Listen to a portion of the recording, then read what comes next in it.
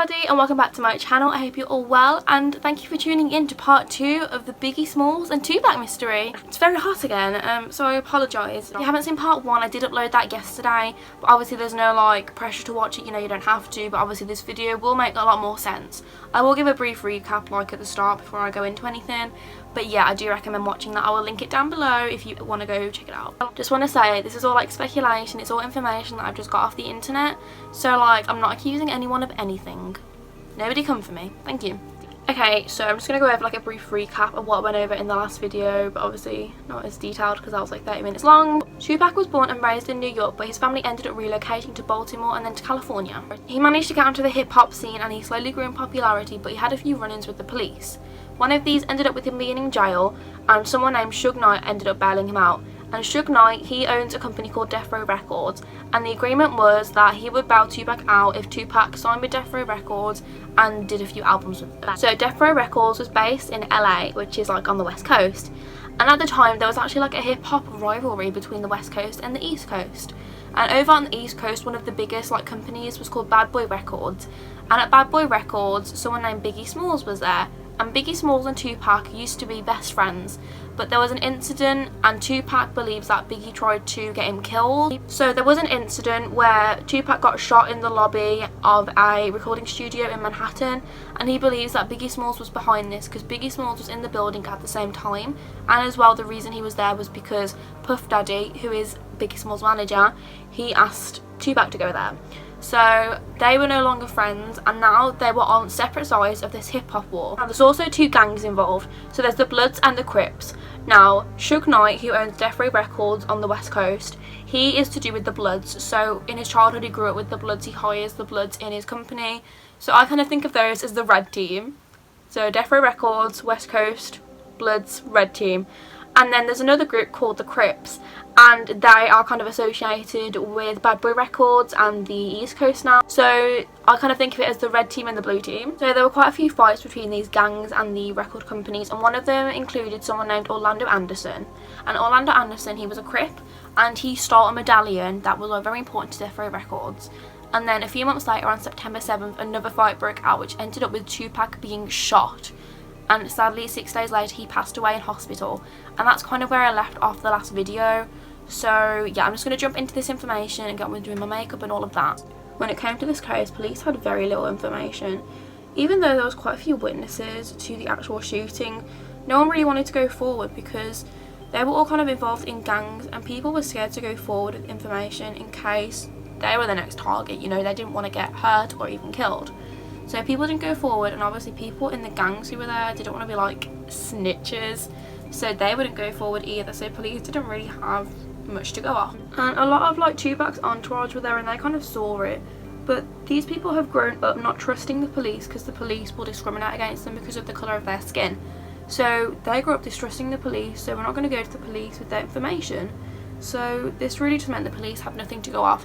One entourage member did say that in a police lineup he would be able to identify the assailant, but the police were too slow with this, and by the time they kind of got round to talking to this guy, he was already dead, he'd been murdered. Even Suge Knight, Tupac's manager, refused to speak. He just didn't speak to the police, and years later in a TV interview he said he didn't know who killed Tupac, but if he did he wouldn't tell the police. So I feel like some people do know, but they just don't want to tell the police. Suge Knight was actually arrested like pretty soon after the incident, and it was basically because the fight that happened in the lobby earlier on the night of the shooting, that kind of broke his parole, so he was in jail for like 5 years. Now one theory, which I don't really believe, is that the FBI did it because they just wanted to stop the gangs and the violence, and they thought if they killed Tupac it would stop it.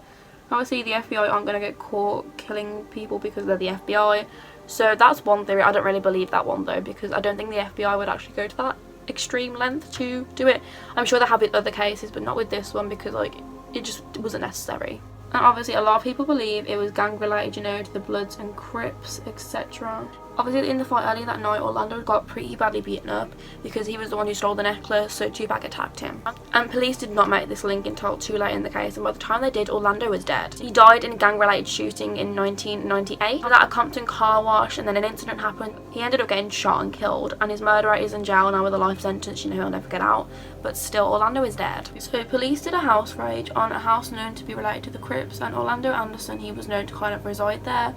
and in Orlando's like stuff they found a gun, and it's a semi-automatic Glock. I don't really know much about guns, but basically this is the gun thought to be used to kill Tupac, so looking pretty suspicious. You know, he had the means and the motive to do this, so I think he should have been like a suspect from day one, because the police knew about the gang violence and knew everything, but I think they were just too corrupt or too scared to investigate. And there is a theory that it was Suge Knight, Tupac's own manager, who killed him. So there were some rumours going around that Tupac was thinking of leaving Death Row Records and starting his own like label, and obviously this would not go down well with Suge Knight because Tupac had not like done the amount of albums that he agreed to, and as well this was just competition. Tupac was so popular, he knew that Tupac would overtake him. It said that Suge Knight runs his businesses like the mafia run their organisation, so he means business, and he's known to kind of not be the greatest guy, you know, like he's not the most clean cut like law abiding citizen. You know, he's like been arrested for assault and everything, so this is a possibility. But like, if he did, wouldn't he arrange it so he wasn't at the scene of the crime at the time, because he easily could have been killed in the crossfire. He was driving the car and Tupac was sitting next to him. He easily could have been killed and he was slightly injured, so surely he would have organised it so he wasn't around. He basically said that he wanted to arrange a hit to either scare Tupac or to actually kill him. So obviously both of these would mean that Tupac wouldn't go and start his own record label. So a lot of people do believe this. I personally don't. From what I've kind of gathered, Suge Knight and Tupac were pretty close. So I just don't think it's likely. Maybe it'd be more likely if the shooting happened when Suge Knight wasn't around, but he was, so. And a lot of people do think that the LAPD, they're like working for Death Row Records and they're on Suge Knight's payroll. So this could be why nothing's ever come of it, because he kind of paid for their silence. Now obviously one of the biggest kind of theories is that it was Biggie Smalls who killed him, because obviously they had this massive rivalry and they were kind of battling it out for like to be the best in rap at the time. So they had this massive rivalry, they used to be best friends and now they weren't. So Biggie could have just like snapped, and as a result of the diss track where like Tupac was out here claiming he was sleeping with Biggie's wife and stuff, he could have decided that was it and that Tupac had to go. But our reports say that Biggie was heartbroken when he found out that Tupac had died. Like, he was really upset, he was in a really bad way, he still thought of him as a brother. And I do just kind of want to point out, so it was Tupac who kind of stopped the friendship. It was Tupac who believed that Biggie had like tried to attack him, and Tupac who kind of started like the kind of rivalry. So Biggie could have still appreciated and liked Tupac, and it could have just been like friendly rivalry, but to the public they made it seem more extreme for like, you know, the clout and stuff. But yeah, it was Tupac who wrote that diss track, and even though Biggie wrote the song Who Shot You, him and his like management claim that that was written before like the shooting actually happened, so who knows. But I really do think that would have been friends again, but it was just kind of like a friendly rivalry more than anything. A lot of people do think it was Biggie though, like, you know, he had a reputation to uphold, he wanted to make sure he kept the power, and if you sit back in the hip-hop war then you've pretty much lost, you know, you have to be at it 24/7. It was clear that someone was going to die at some point because this war was getting worse and worse, and as a result, like, it was kind of unheard of for them to go onto each other's territory. So they wouldn't go on like the west coast or the east coast, you know, depending on what side they were on. So on March the 8th 1997, Biggie, he was in LA. He was at the Soul Train Music Awards and he was presenting an award to someone, and the audience actually booed him when he was on stage. So like, the audience were not fans of Biggie Small. And yeah, obviously he was in LA, you know, he was in the other side's territory, but he kind of thought it wasn't like a big deal because Tupac was no longer around. So like, he didn't think like anyone would kind of come for him, because, you know, they didn't want any more deaths on their hands. But Biggie's mum was really worried. She spoke to him that day and said that she was just concerned that something was going to happen to him because he was on the other side's territory. But he was saying, you know, there's no need to worry because he had security there and everything, you know, he was going to be fine. And Biggie said he had the LAPD protecting him because obviously they didn't want any more shootings or violence with the hip-hop war, so they were there protecting him. He wasn't just there for this award show though, he was also there to like do a radio interview because he had a new album coming out and to film the music video for this. And there was an after party for this award show, so Biggie went, but it got shut down pretty quick because way more people turned up than what should have, and like, it was just very overcrowded, very loud. It was like a hazard, you know, in case there was a fire or anything. So the LAPD showed up and shut it down. So around 5 past midnight, so it is now the 9th of March.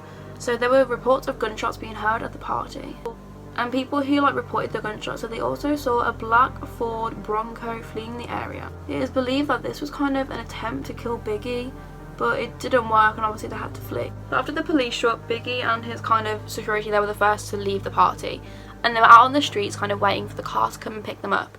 And his security noticed there was like a shifty guy, so he was described as an African American and he was wearing a dark blue suit, and he just looked a little bit shifty apparently. So the car pulls up and they hop on in, but they don't drive off. Biggie was talking to one of his friends. Biggie was talking to his friend Damian Butler, and his kind of famous last words were, "So I will see you at the next party."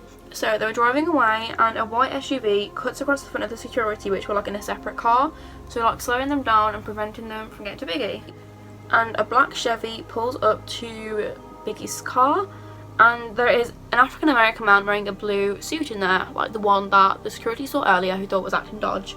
And he put his window down and he got out a 9mm pistol and started firing at Biggie Smalls. It all happened so fast, and after the shots were fired the car fled the scene, so no one like caught the car or anything. And Puff Daddy, he was in a separate car and he ran up to see if Biggie was okay, but Biggie was unresponsive. So Puff Daddy, he got in the car and he drove to the hospital, which was a 5-minute drive. Biggie was hit 4 times, and when he got to the hospital he was pronounced dead at 1:15 in the morning. He actually died seconds after the shots were fired, so at least he wasn't in a lot of pain. One bullet hit his left forearm, second in his back and exited in his shoulder. The third was in his left thigh and exited through his inner thigh. And the fourth went through his hip, hit his liver, heart, colon and left lung, and that was the fatal wound. But the information about the shots were not released until the public until 2012. He was only 24 years old at the time of his death, which is so sad. He was cremated and obviously his mum had his ashes. People took to the streets on the day of his funeral, like to kind of see the funeral car, and they were like playing music and stuff and kind of trying to have a good time and just celebrate his life with music, which I love. I think that's so good, you know. I think funerals should be a celebration of life and not like people being sad that someone's gone, because this person has moved on to something better, you know. It was a very good atmosphere apparently on the streets, you know, people were just celebrating his life. And a week after his death he was nominated for 3 awards. His album that he was nominated these for was called Life After Death, which is pretty ironic. This is literally 6 months after Tupac had died, and there were so many similarities, you know. They were both drive-by shootings, so I think you can see the similarities here and people connected the dots. A lot of people were kind of on the street leaving the party and stuff at the time, but there were very little witnesses to the actual crime. So police obviously looked at the CCTV around the area and like tried to speak to people, but there just wasn't much information out there. And a lot of people did believe they were related to the hip-hop war, both Tupac and Biggie Smalls' death. A lot of people believe that it was actually Suge Knight who killed Biggie Smalls. That was kind of like avenging Tupac's death and stuff to kind of get back at the other side, you know, for killing Tupac. At the time he was in jail, like I said, for his parole violation, but you know, it is widely believed that he had people in the LAPD working for him, so he easily could have got word out and managed to find someone to get a hit on Biggie. So the police investigation for this was shocking. So the police kind of just lost 200 pages of information, and when an officer raised this, he literally got like fired. Like, they were like, no. So this guy said he basically thought the police had something to do with it, and the police said to him, you know, we're not going to go down this road, and they fired him from the police. Police are believed to have a massive cover-up, and Biggie's mum did file a lawsuit against the LAPD for wrongful death, but I don't really think anything came of this. The judge said that if she would, he owed $400 million, which is kind of Biggie's life earnings estimate. And the LAPD did an investigation on themselves to see if they dealt with this case good, and obviously it came back good, you know. They were like, yeah, everything was good here. So I just don't understand it. Like, why not get an external source to do the investigation, you know? Obviously when you're investigating yourself, you're gonna make yourself look good and not tell the truth. And years later, an ex of Suge Knight actually came forward and said that Suge Knight did do it and he was involved. He like got the hit on Biggie and he killed him. There wasn't really any evidence for this though, so they identified a specific person as the shooter, but this person was dead at the time, so they couldn't really talk to this person either. A Las Vegas cop told an investigator the main reason they would never solve this case is that the politicians didn't want them to. They said the powers that be had to let them know the city didn't need an OJ circus style. So basically meaning they didn't need like another massive case to do with celebrities. So the investigator he said this to was called Russell Paul.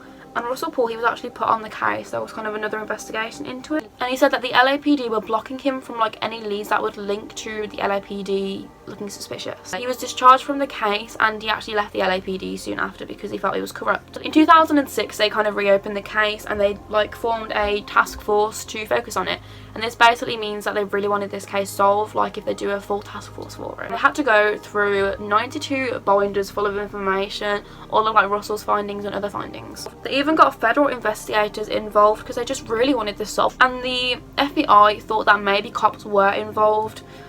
as they like were security for death row apparently. Russell had like two main things that led him to believe that the LAPD were involved, and obviously this was like investigated by the new team. So the first one was March 19th, 1997, which is like weeks after Biggie was killed. An off-duty officer was shot by like an undercover officer in like a road rage accident, and the cop who was killed was related to Death Row Records. He was actually dating Suge Knight's wife at the time of his death. He was also driving their car when he was killed, so that's a bit suspicious. The second event was a bank robbery. So it was David Mack, a police officer, and Russell says that David Mack is kind of his lead suspect for the killing of Biggie Smalls. He got away with almost $1 million, and when they searched his house they found a shrine to Tupac, and they find a picture of him wearing a red suit related to the blood. And they also found a type of ammunition that was used to kill Biggie, and the police said this was like a really rare type of ammunition, you know, but it was later revealed that the police were wrong, and this was used often with like gangs and stuff. It was called gecko ammunition.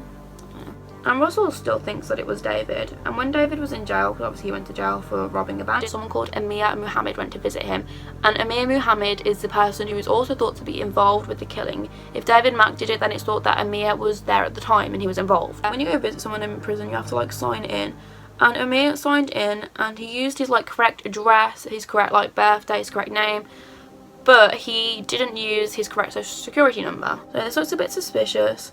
But the police ruled him out as a suspect because they were like, oh, if he's done anything then he would have like faked everything and not just his social security number. Which, such a stupid excuse to like say someone isn't a suspect anymore just because it's one of their own. But the person who gave Russell these ideas, his nickname was Psycho Mike. So I don't know if Psycho Mike can really be trusted, and at the time Psycho Mike was in jail and he got this information from other people in jail.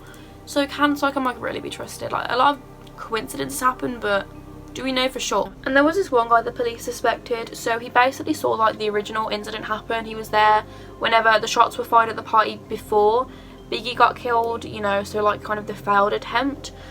He was there then, and then he was actually at the scene whenever Biggie was killed. So police kind of suspected him because people have reported him to the police for like the incident earlier in the night, but it was like proved he didn't have anything to do with it. Now, this one name kept coming up to the police, someone named Keith. And Keith, he was a Crip member, and he was thought to be pretty high up in the Crips. So he was there the night that Biggie was murdered. They set up like a fake drug sting to kind of try and trick him into giving information, but he didn't really fall for it. This is what he told police.